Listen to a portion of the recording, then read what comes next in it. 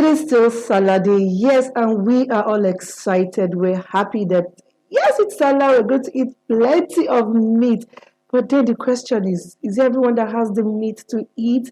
And is there everyone that even has money to celebrate the Salah? Today we have a coach in the studio. Together we're going to be talking about family Salah celebrations amidst economic hardship. Yes, you heard me right. And today the coach we have in the studio is Coach Rahmat Akirele Tiamiyu. She is a kids financial literacy and entrepreneurship coach. Good morning, madam. Good morning. Barka da Sallah. Same to you. I'm coming to your house after now. You're very free. You're most welcome. Good morning. Welcome Thank to you. our studio. Barka da Sallah to you. Same. Thank you. Yes, so let's get started. Yeah, we have all we want, yes, which is the life itself. But unfortunately, life is sweeter when certain needs are met. And in this instance, build up to today being Salah Day, where a lot of things that we had to look at. For example, rams.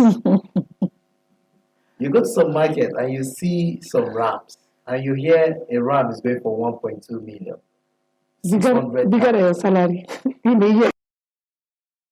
So my question now is the current economic situation and budgeting. Did you have to, using yourself as an example, did you have to cut back on certain things, or was it just all sweet and rosy for you? I love this question as well. So what we are meant to do as individuals or as family is to prepare for it. So what I did last year was, okay, so I looked at my own spending, not looking at my husband's side now. I looked at my own contribution towards the celebration, and I asked, okay, so I was actually very happy about, the level of celebration that we had in my family last year. So, but then, okay, so we were just chatting in a group of with a group of sisters, and some of us said, okay, we would even like to have it better, or be able to sustain, the experience that we had last year. And then we just decided to come together to start contribution, in order to be able to sustain or even have a better experience. So budgeting is very key, and that's what I did. I had to start, contributing towards making this year's celebration bigger and better. Contribution. So Yes. that brings me to contribution. Okay, that's a good one. So now let me ask. At any was there at any point a period where you had to say, okay, because you agree with me that last year and this year, Yeah, I love that. I just love your response already. So yes, you and I know that things of last year are not even last week. No, let me never talk about last year. very So when doing your budget, I'm sure, did you have to cut off anything? Like, okay, last year I bought 10 rams. This year I'm going to buy only 3 or 2. Did all Last year we did Kunu, this year we'll just manage it. Okay. Kuna was over this. Yes, we had to cut down as a family actually. So in my family, one of the things that we do is travel. Although we didn't travel last year, and then like 6, 7, 8 months ago, we already decided that travel was going to be out of this year's celebration as well. Okay. Looking at a lot of things, the Yeah. economic situation, the rise in the inflation rise, and all of that, the fuel price hike, and all of that. So we considered all of those and said, okay, so no travel this year. Then another thing that we had to do is, okay, so the last Eid celebration was just about 2 months ago, and then we got some clothing for the children, clothing shoes. But then we had to face the reality. Okay, do we really need to Buy buy new ones. clothes? Because these clothes, some of them, Barely 2 months. some of them have only worn those clothes Once. only, just for that day. And then so we decided that, okay, so they can still reuse. And the children Yes, for understand. just 1 or 2 that need to, maybe because of their size, they have grown just a Okay. little. So that was what we had to just If I be your family, I will go and next time I will grow fatter so that you will buy me clothes every Sallah. Well, this Sallah Eid al-Adha is the Sallah that Muslims sacrifice the animal. And of course, over the years, this is one Sallah that the bonds of friendship, unity, community is re-echoed through giving. Yes. Christian families get to enjoy foods coming from Muslim homes, and in the Christmas period, this gesture is reciprocated. Given the prices of things now in the market, it's crazy. From rams being expected to tomatoes being expensive to pepper being unaffordable, like the basics are almost untouchable. Like who would ever think that something as little as pepper, of all things. Pepper. It had to be pepper in your mouth now. Yes. Eh? I have a friend, Lizzie, who went and chattered salt now and kept. Salt. In the next 2 weeks, So we don't know. it might be Okay, salt. salty Yes, fish. yeah, that salt now might be unaffordable anymore to people. Now, these expectations, this responsibility of strengthening the bonds of friendship, of neighborliness, of community, of family, and everything, this lack of financial power to probably afford the ram, afford this, afford that, has made some people who did not travel for Salah, but they are inside the house. But when you call the Barka Salah, I'm not around. I'm not. I like the I traveled. I don't blame them. So, tell us what your view is on this. Okay, thank you. Let me touch on the essence of the celebration itself. So Eid al-Adha is the celebration that we use in commemorating or honoring the sacrifice of Prophet Ibrahim or Abraham, as is called in the Bible. So, and then his wife and his son as well, their submission, their patience and obedience. And most especially, their gratefulness. So I said earlier that the fact that we are alive is something worthy of celebration. So we are grateful that we are alive. And then you mentioned the family bonding, community living, and all of that.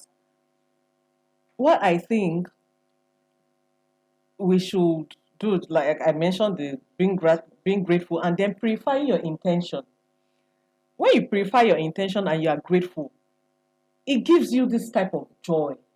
The joy that you feel in the little that you have is very important, because you can have so much and then at the end of the day you have bought this, you have bought big ram, you have bought big cow, and still not feel the joy of the celebration. But the fact that you have little to celebrate with is very important. And the little that you have, when you have little for yourself, you can also as well still share with other people. Everybody knows what the situation is like in the country now. So if they come to your house and what you're able to give them is just one bottle of Zobo, I think they should be grateful that you're even able to provide that for them. You know? And then families coming together. Okay, so some people are not able to buy one full ram. You can come together, friends, neighbors, come together, buy a ram. 2, 3, 4 people can share one. It is allowed. The most important thing is that your intention towards the celebration. Do you understand? So I don't think you who is celebrating and your neighbors, your families who are coming to celebrate with you shouldn't see whatever you give them as too small or nothing. It is the intention behind it that really matters, and everybody should understand it. We're having this very rich and interesting conversation with Coach Ramat, but let's quickly go on a short break. When we come back, there's a lot to still talk about. Welcome back from that break. Yes, before we went on the break, we were chatting with Coach Ramat, and she's still very much in the studio. So now let's continue with our gist with Coach Ramat. Okay, so I still have a feeling that there are families that have borrowed just to make the family happy, to make everyone participate in this celebration. What is your take on that? Okay, so they are borrowed. The deed has been done. And it cannot be undone It yet. cannot be undone. So, what I would say is for them to strive to pay back, to strive to pay back, and then plan better towards the next celebration. So we should keep learning from our experiences. What worked this time around? What did not work? How can I make it better? So that I can have a better experience, so that my family can have better experience. So you are borrowed. What I have to say about that is try as much as possible to see how you can pay back.